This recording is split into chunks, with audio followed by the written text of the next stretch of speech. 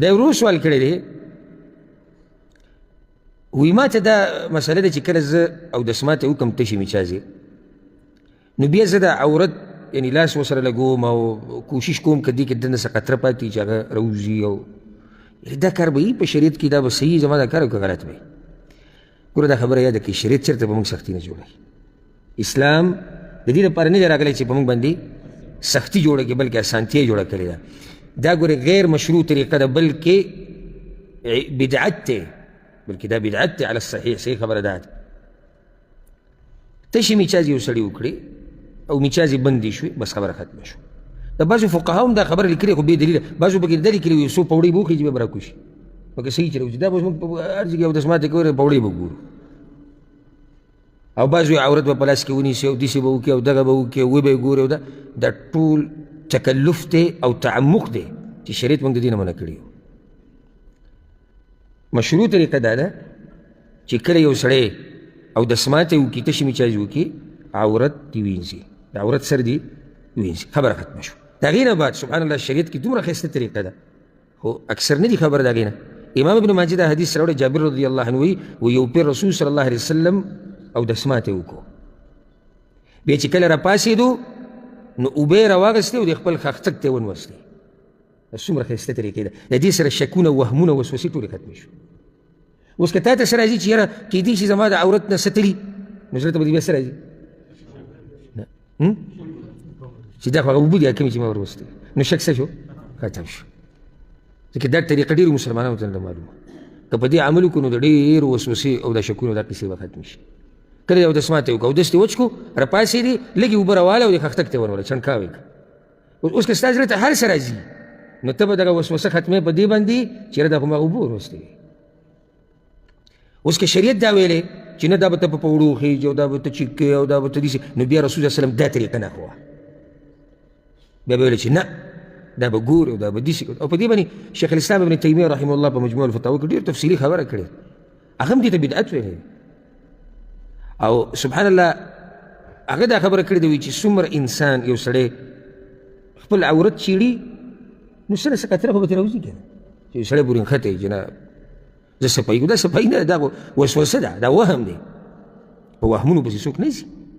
نو خلاصه دا ده چې څو پورې د عورت نه میچازې بهر ته نه راوتي، د دې څه حکم نشته چې څو پورې بهر ته نه راوتي. دا شریعت موږ ته نه وایي چې دننه وګوره او قطره شتي او که نه او راویې باسه او پاو ساعت او شل منټه به ناستې به دقه صفایي کړي،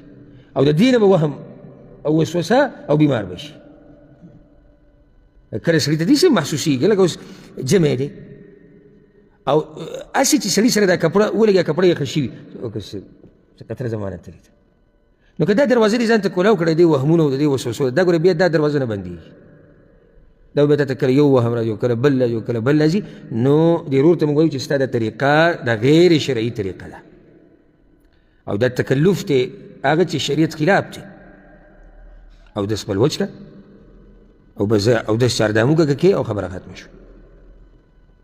شریعت دا دروازې بندې کړي دي د وسوسو، دا موږ په ځان باندې په خپله راکولاو، که دا داسې شي او که دا داسې، او د مخکې ورځو کې به ما بیان وکړو. او د هغې نه بعد ما سره څو څو کسانو رابطه وکړه، دا دې هفتې په ورځ دا تېر شوې هفته چې خالي ورځ په دې باندې ما سره یو کس رابطه وکړه، وایي خودکشي کوم.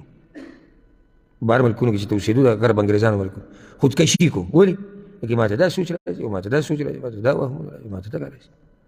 خودکشي ته یو سړی ورسي، دا چې کله سړی په وهمونو کې او په دې کې پرېوځي او چې د الله د دین نه لرې شي.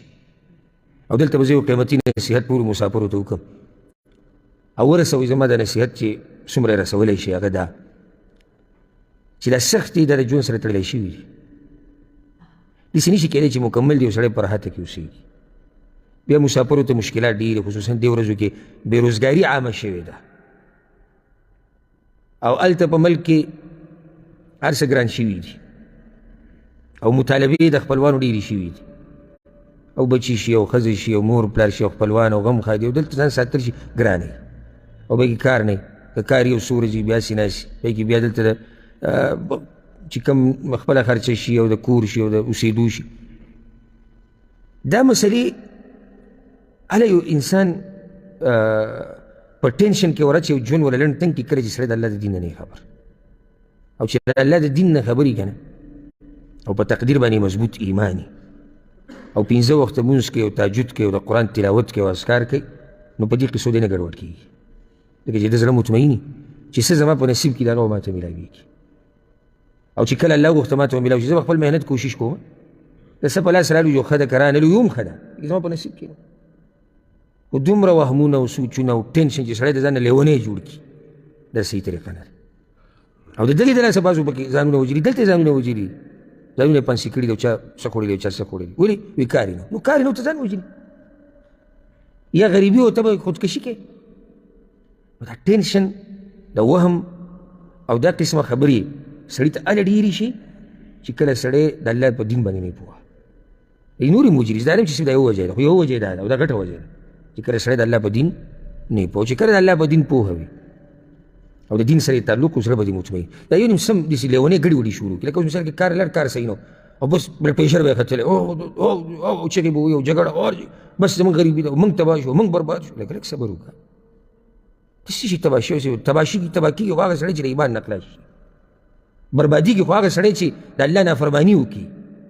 دا خو دنیا ده کله به رزق پراخي کله به تنګي کله به خوشحالي کله به غمي کله به راحتي کله به مصیبت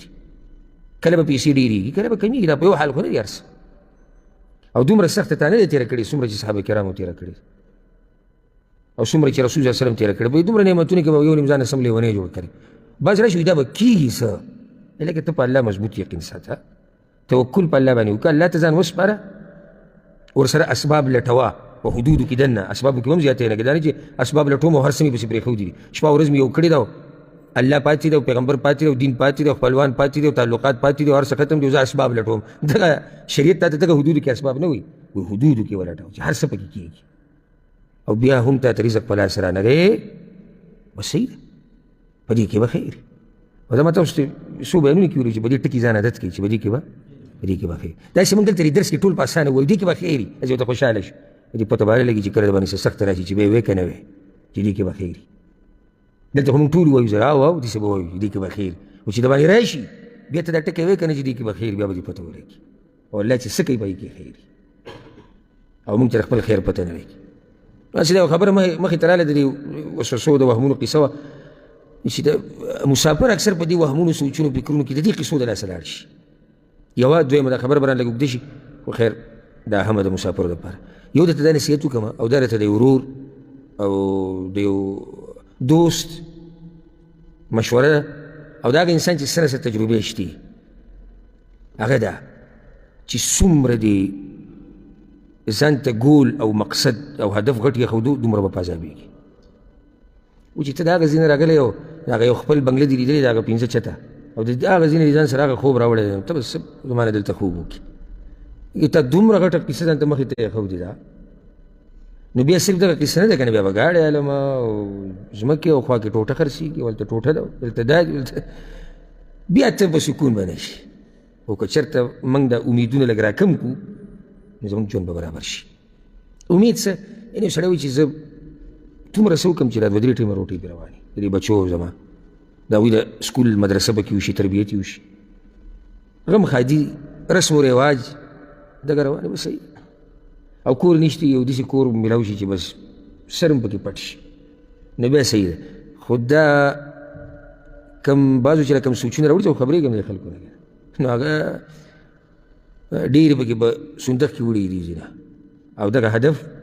پوره شوی نه ځکه چې 5 چته او 4 او 3 چته بنګلې چې جوړه کړې ده نو بیا بله کیسه ذهن ته راغلې ده که دې روډ باندې ورسره داسې دوکانونه جوړ شي پیسه بل ځای ته لاړه نو د دوکانونو د قیسې نه چې فارغېږي یو هلته که سړی پکې ځان له داسې وړه غونته کې فیکټري ولګوي یو چې د هغې نه فارغېږي چې سړی موټر نه موالي او دا قیسې دا نه ختمېدونکي دي نو دا زما تاسو ته نصیحت دی امیدونه لنډ ساتئ ژوند به دې په ارام دومره په ارام ژوند به دي که نه چې مزې به کوې او سمې مزې به کوې او دا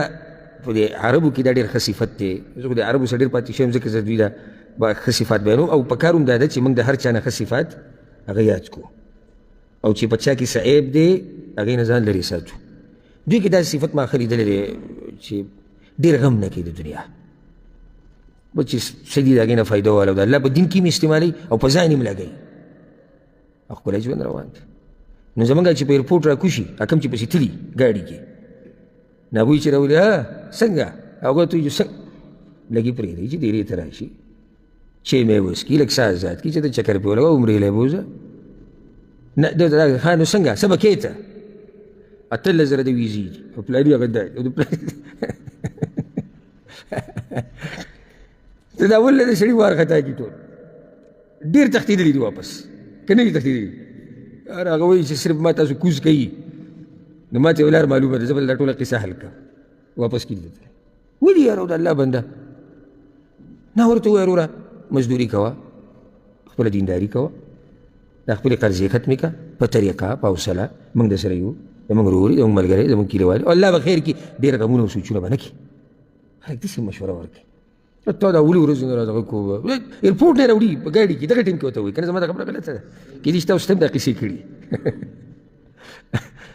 نو دا یو څو نصیحتونه د زړه نه وو مسافرو ته دې ورځو کې دا بېروزګاري عامه ده نو ځکه دا د حوصلې دپاره چې حوصله مه بېلوي په عرش باندې یو رب دی او هغه زموږ د هر څه ذمهواري اخیستې ده او چېرته